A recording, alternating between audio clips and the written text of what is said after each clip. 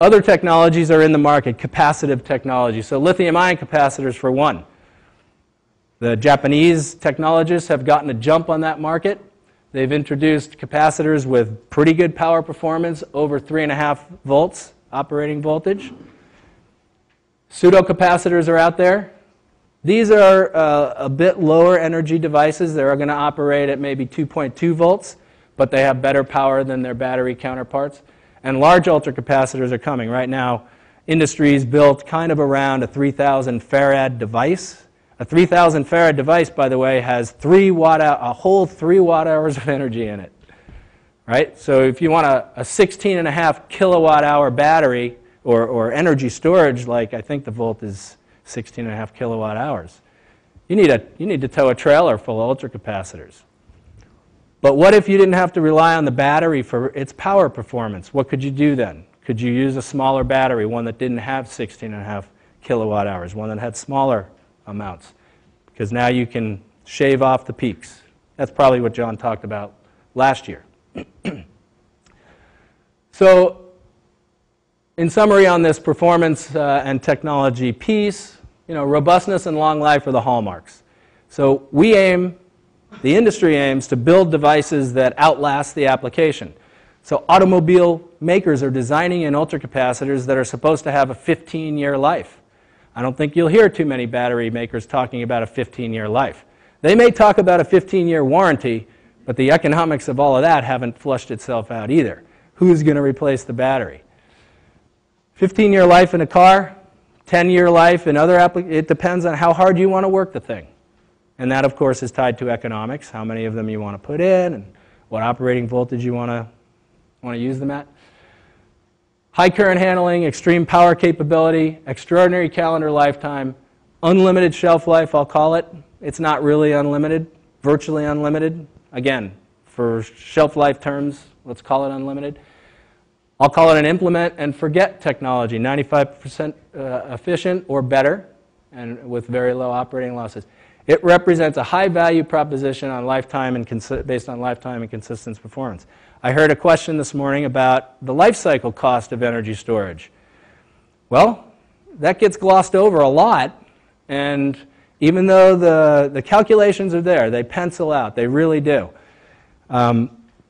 We had a discussion, I think it was the guys from KEMA. Dan put up a chart from KEMA. KEMA is a consulting company in the energy space.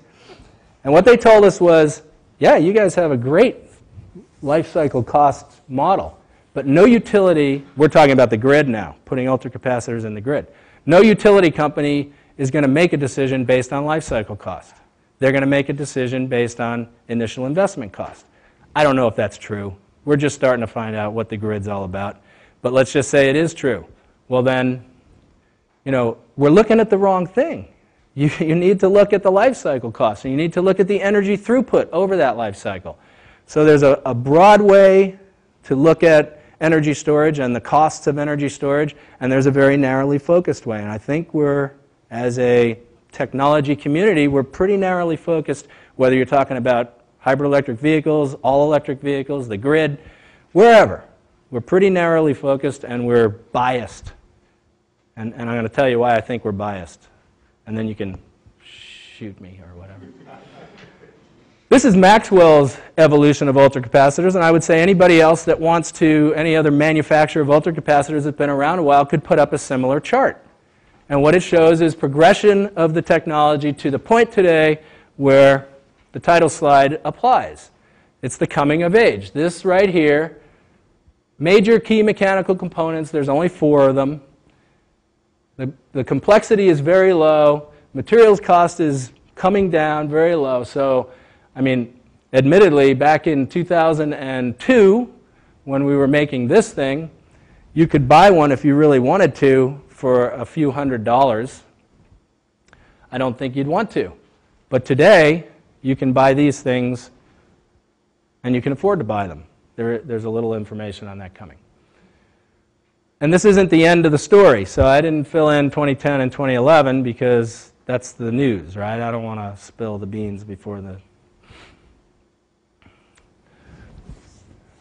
Just a few words on market maturity for ultracapacitors. These are all from Lux, Lux is one research company out there doing market research. There's also Roland Berger is a very credible research report that I encourage you to read if you're really interested.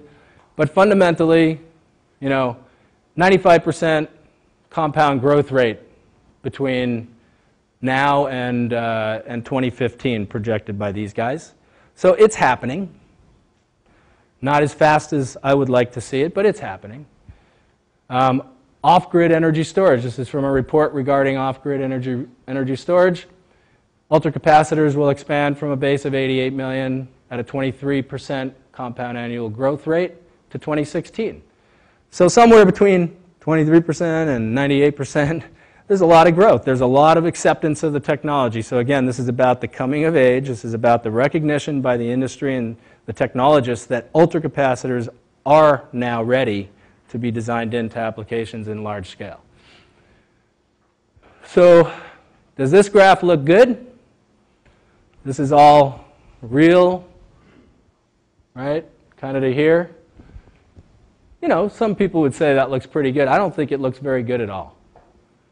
I need to see that knee happening somewhere right around here because ultracapacitors are really capable of fixing a lot of the problems that we have with energy storage today. They're capable of performing jobs that can't be executed by any other storage technology today. I don't know if this is, I've seen the charts. If you look at the charts for the grid, for example, brownouts, blackouts, and their duration. I'm going to quote a number, let's call it north of 98%, are under 15 seconds in duration. 98% of grid disruptions are under 15 seconds in duration. The rest of them, we can't deal with. Capacitors are good for 30 seconds maybe, because they don't have much energy. But between between a tenth of a second and 30 seconds, that's their sweet spot.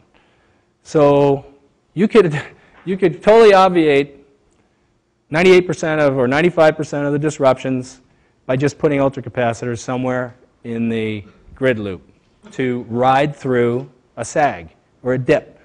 They even work in the opposite direction very well. They'll take energy when it's available very, very quickly. Their charge acceptance is, bar none, the best. Market maturity, there's some pretty big names up there. These are the guys that have designed these things in and are using them in volume. This one's pretty interesting. You may not know what they've done with ultracapacitors, but they're in every one of the 16 Airbus A380 doors that are now too big for the flight attendant to open manually. So they're electrically powered doors. Ultracapacitors are in there as the emergency backup power in case the plane loses its power when it's on the ground. The ultracapacitors, all they got to do is open the door. And every Airbus A380 has them in them. Is that reliability sensitive application? Probably think so, right? This is a short list, by the way. There's a lot of people using them.